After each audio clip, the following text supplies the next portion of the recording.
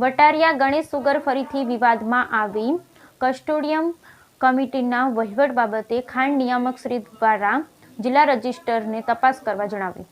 એક ખેડૂત સભાસદ દ્વારા રાજ્યના ખાણ નિયામકને લેખિતમાં રજૂઆત કરાતા ખાણ નિયામક જિલ્લા રજિસ્ટ્રારને તપાસ કરવા જણાવ્યું. ભરૂચ જિલ્લાના વાલિયા તાલુકાના વટારિયા સ્થિત ગણેશ ખાંડ ઉદ્યોગ સહકારી મંડળીમાં વહીવટ બાબતે લાંબા સમયથી પ્રવર્તમાન વિવાદ જાણે બંધ થવાનું નામ નથી લેતો એમ જણાય છે. અગાઉ મંડળીના તત્કાલીન ચેરમેન સંદીપ માંગરોલા અને અન્ય વહીવટકર્તાઓ સામે મંડળીના જ કેટલાક સભાસદોએ ગણેશ સુગર બચાવ સમિતિના નીચા હેઠળ રણસિંગુ ફૂંક્યું હતું. ત્યારબાદ આ વિવાદ રાજ્ય સ્તર સુધી પહોંચ્યો અને મંડળીના તત્કાલીન વહીવટકર્તા સંદીપ માંગરોલાને કથિત ખૂબ મોટા નાણાકીય કૌભાંડને લઈ જેલવાસ ભોગવવો પડ્યો. ત્યારબાદ ઉપલા લેવલથી ગણેશ સુગરનો વહીવટ માટે કસ્ટોડિયન કમિટી બનાવવામાં આવી. જોકે ત્યારબાદ વહીવટ બાબતે વધુ બરાબર ચાલતું જણાતું હતું, પરંતુ ગણેશ સુગર ફરી એકવાર વિવાદમાં આવી.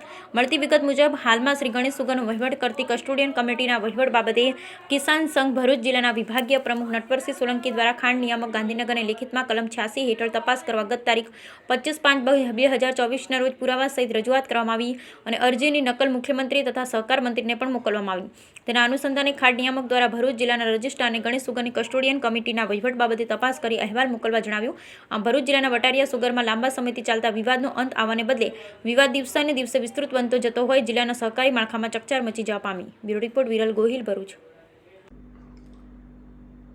આજરોજ મહેરબાન ખાણ નિયામકશ્રીના દ્વારા મને પોસ્ટ મારફત એક ટપાલ મળેલી છે, જેના અનુસંધાનમાં તારીખ 25/5/2024ના રોજ કલમ 86 હેઠળ રાજ્યના મુખ્યમંત્રીશ્રી, સહકાર મંત્રીશ્રી, ખાણ નિયામકશ્રીને અરજી આપેલ શ્રી ગણેશ ખાંડ ઉદ્યોગ સહકારી મંડળી લિમિટેડ વટારિયાના વહીવટ બાબતે, જેના અનુસંધાનમાં આજરોજ હું આપને મીડિયા સમક્ષ ઉપસ્થિત જણાવું છું કે ખાણ નિયામકશ્રીએ ભરૂચ જિલ્લા રજિસ્ટ્રાર સાહેબને તલસ્પર્શી તપાસ કરી ને સાચો રિપોર્ટ આપવા, અહેવાલ આપવા દિન 15ની મોહલત આપેલી છે.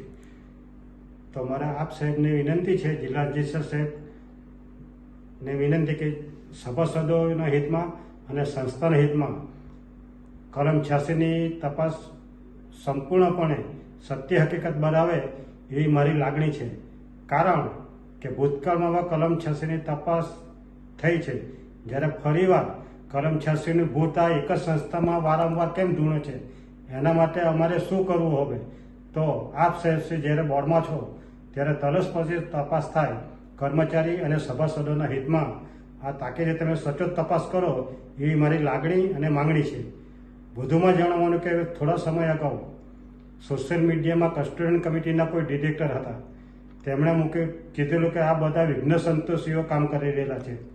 તો મારે પણ એમને જણાવવું છે કે તમે મારા મિત્ર છો, ત્યારે ભૂતકાળમાં આપણે અરજી કરતા હતા, આપણે તપાસ માંગતા હતા, તો હવે સમયના વહીવટ કરતા હોય આપણને વિઘ્ન સંતોષી ન ગણ્યા હોય.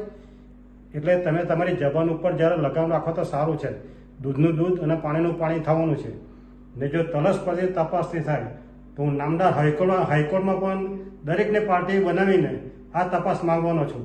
ને મેં માંગી જ છે, CID મારફત આ તપાસ થાય તો ઘણું બધું બહાર આવે એમ છે. કોણ ક્યાંથી વહીવટ કરે છે, કોનું કેટલું ચાલે છે, એ લોકોને બધાને જ ખબર છે. રિકવરીનો એકલો પ્રશ્ન નથી. તમે 66,000 દાગીના ઓછા બનાવીને તમે શું સાબિત કર્યું? તમે ભાજપના માણસો છો કે કોના માણસો છો? તો સરકારે પણ આ બાબતે હવે ધ્યાન આપીને તાત્કાલિક અસરથી આ કસ્ટોડિયન કમિટીને હટાવે અને અનુભવી કસ્ટોડિયન કમિટીને બેસાડે એવી મારી લાગણી અને માંગણી છે. અસ્તુ. જય જવાન, જય કિસાન.